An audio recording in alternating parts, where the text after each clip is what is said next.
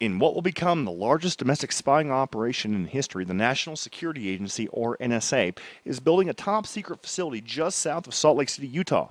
The Utah Data Center, which is currently under construction at the southern end of Camp Williams, a Utah National Guard base, is slated to be a 1 million square foot repository of all digital communications in the United States and abroad. As this report will show you, there is a growing connection between the NSA and the LDS Church, also known as the Mormons, connected to the Church's long-standing practice of sending missionaries out to foreign countries. Missionaries, who typically serve 2-year terms as messengers of their religion, often travel to foreign countries, earn top-secret clearances, and learn language skills at the Missionary Training Center near Brigham Young University in Provo, Utah. A deeper, darker course is also being taught, however, at BYU, one which may involve those who return from their missionary travels spying on American citizens. Well, we look at the mathematics behind cryptography. We look at classical encryptions, something as easy as a substitution cipher or a kind of a cryptogram puzzle. But then we also look at more modern methods of encryption and methods of sharing data that use more sophisticated mathematics. Now, the mathematics behind this is, it's at a level that undergraduate students can understand it with just a little bit of math background. In fact, we've taught this to incoming freshmen here at BYU, and to a point where you can understand the RSA algorithm and other modern encryption algorithms. The Utah National Guard, headquartered only 5 miles from the NSA super facility, houses a brigade of Army linguists culled from the ranks of those former missionaries with overseas experience. Major Bruce Roberts, the public affairs officer for the Utah National Guard, admitted as much in a phone interview with Infowars.com. The National Guard, we have a unique capability. We have linguists here, an entire linguist brigade. And that's a military intelligence unit, and it has what it gives you is 2 very key pieces of sort of skill set, I guess, a very key skill set, and that are linguists that speak all kinds of different languages because of our return missionary population in Utah with top secret clearances. And I think, for years they've been trying to recruit a lot of those linguists out to the D.C. area, and nobody's really willing to leave their home or leave Utah. So they finally brought the facility to us. Roberts declined to go on camera for this interview, but think about what he's alluding to, that many of the young men and women who return home to Utah with language skills may learn to be cryptographers for the national security apparatus. What more could the NSA ask for?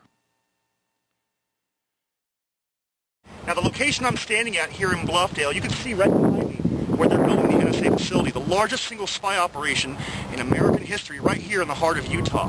Now, we're at Thanksgiving Point, which is about as close as you can get to that facility. Now, average citizens, while still susceptible to being spied on by the NSA through their cell phones, email, and internet connections, do have an option when it comes to privacy.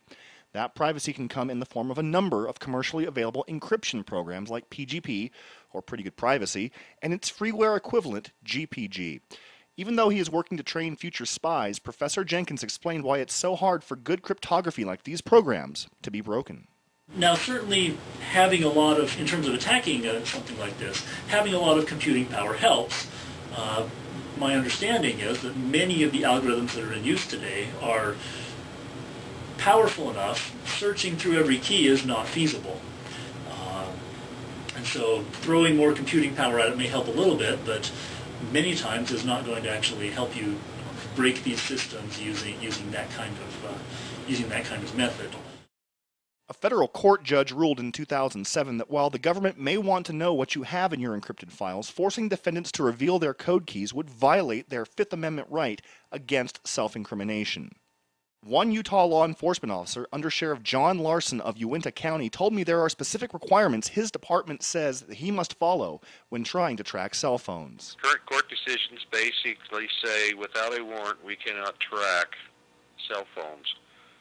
The only time that we utilize cell phone GPS locations is if we have somebody that's injured requesting immediate emergency assistance or maybe we have a person who is lost and we try to track them through that. Basically, it's at their request, I'm lost and I need help. That being said, though, when you do have a warrant in hand from a judge or a justice of the peace, you can track a cell phone? Within the scope of that warrant, yes, we can. Although Larson states that a warrant is necessary to track citizens via their cell phone GPS, let us not forget about the FISA, or Foreign Intelligence Surveillance Act, which allows warrantless wiretapping and tracking of Americans, all in the name of national security. Gary Woodbury, the former district attorney of Elko County, Nevada, which borders Utah, said he has little faith in the constitutionality of the government's efforts to spy on us, especially when no warrant is present. Can they listen to a conversation? And the answer is they cannot without a search warrant. In Nevada, for example, it's a regular telephone. If the authorities want to listen in on a telephone conversation, they got to get consent of both parties, and they got to have a search warrant. They probably have better luck knowing who you're calling or a number you're calling without a search warrant. But I think to get in the actual conversations, I don't think they can do it without a warrant. The new NSA facility, a nefarious creation meant to spy on your most personal details, all in the name of national security, is nothing more than the newest weapon in the arsenal of those that want to bring this country down.